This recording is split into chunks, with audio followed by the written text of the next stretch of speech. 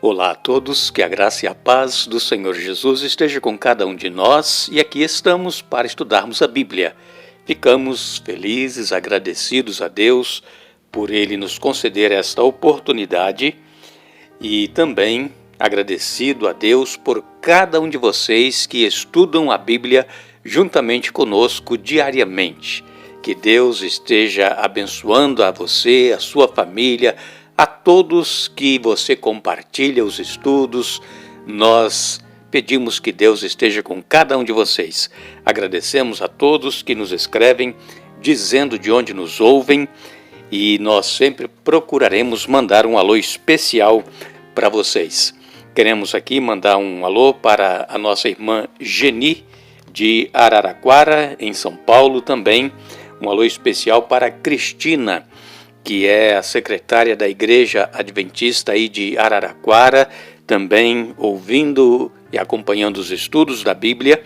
Um alô especial para Maria Nochelle Donazan, de Piracicaba, São Paulo. Edna Santos, do Rio de Janeiro. Isabel França, de Conquista, na Bahia. Manuel Lameira, de Castanhal, do Pará. Cleide Ferreira Sandri, de Mogi Guaçu.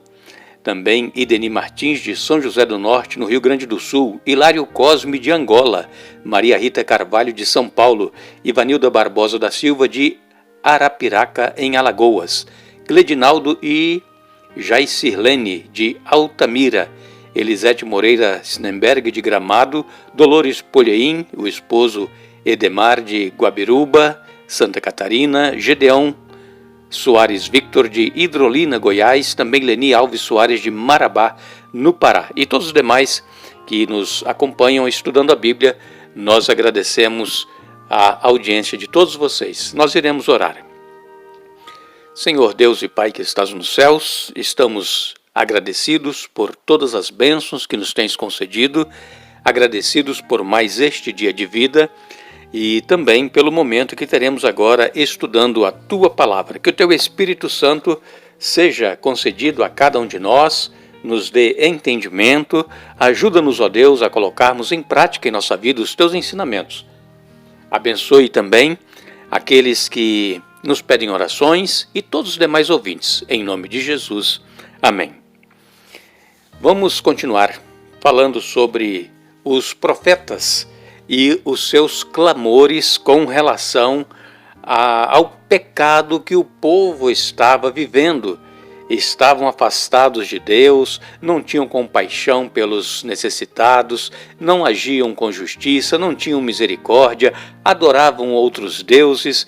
E queremos hoje falar um pouco sobre o profeta Isaías. Isaías também, ele começa aqui o seu livro do profeta Isaías falando criticando o povo que fazia sociedade com aqueles que não eram considerados o povo de Deus. Ele advertia o povo do juízo iminente em resposta à rejeição a Deus e também às contínuas transgressões do povo. O profeta Isaías, ele também falava de ofertas de esperança caso o povo se voltasse para Deus e reformasse a sua vida e a sua sociedade. Mas talvez nós encontramos aqui no livro do profeta Isaías a sua emoção mais forte expressa nas palavras do profeta. Ela era o sentimento de pesar que ele tinha. Ele estava fundamentando este sentimento de pesar em sua compreensão de quem era Deus e do que Deus desejava para o seu povo. O profeta Isaías, ele estava lamentando o que havia se perdido.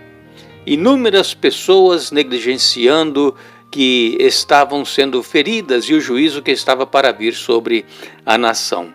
O profeta Isaías, ele começa então aqui no seu livro, Isaías capítulo 1, a partir do verso 15, o profeta Isaías vem dizendo aqui: pelo que quando estendeis as vossas mãos, escondo de vós os meus olhos. Sim, quando multiplicais as vossas orações, não as ouço, porque as vossas mãos estão cheias de sangue.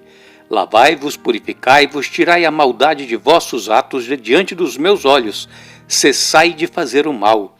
Aprendei a fazer bem, praticai o que é reto, ajudai o oprimido, fazei justiça ao órfão, tratai da causa das viúvas.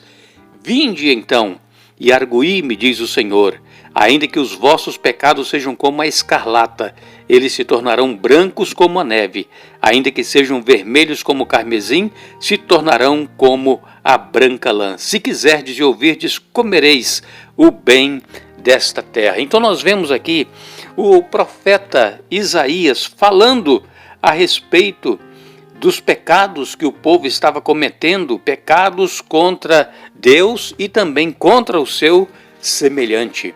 O profeta Isaías, nós sabemos muito bem que quando Deus o chamou para o ministério, ele se recusou, ele não queria. Por quê? Porque ele sabia que o povo era um povo corrompido, era um povo obstinado, era um povo de dura cerviz, um povo que não queria ouvir a voz de Deus e, além do mais, o povo de Deus matava os profetas que vinham advertir o povo dos pecados que eles estavam cometendo. E Isaías, com certeza também, ele teve medo, que poderia ser morto na mão dos seus conterrâneos, do povo de Israel. E no final da sua vida nós sabemos, Isaías ele realmente foi morto porque o povo rejeitava as mensagens de advertência que ele trazia e ele foi morto cerrado pelo meio. Imaginem só que morte terrível.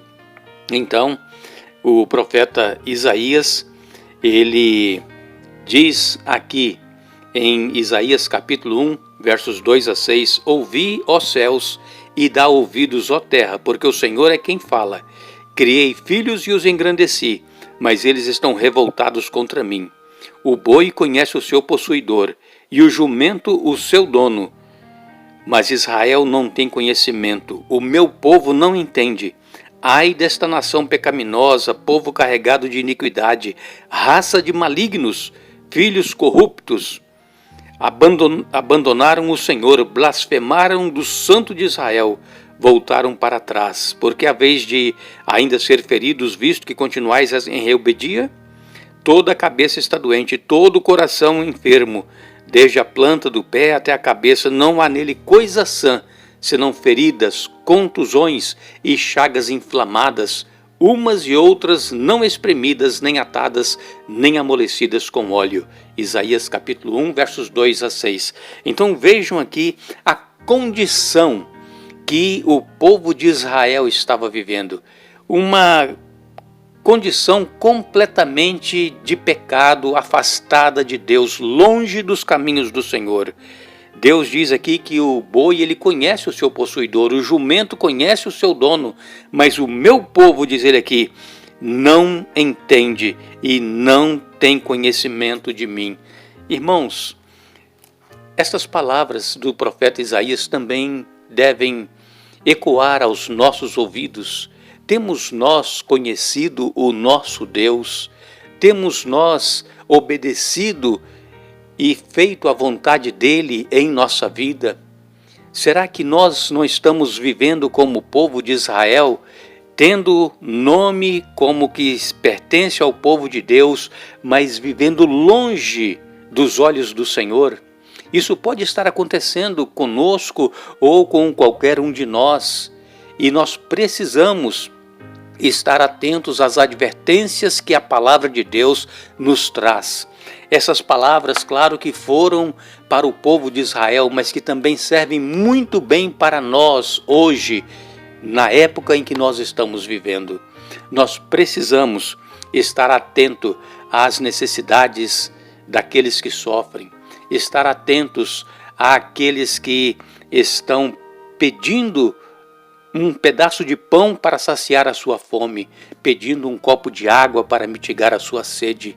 Nós precisamos estar atentos àqueles que estão vivendo nas calçadas das ruas, estão desabrigados, não têm, quem sabe, um agasalho, não tem uma roupa para vestir, e nós passamos como o sacerdote e o levita, quando aquele homem estava ferido, caído à beira do caminho, passaram de largo. Quem sabe estamos vivendo como aqueles líderes espirituais, passando de largo, fazendo de conta que não é conosco.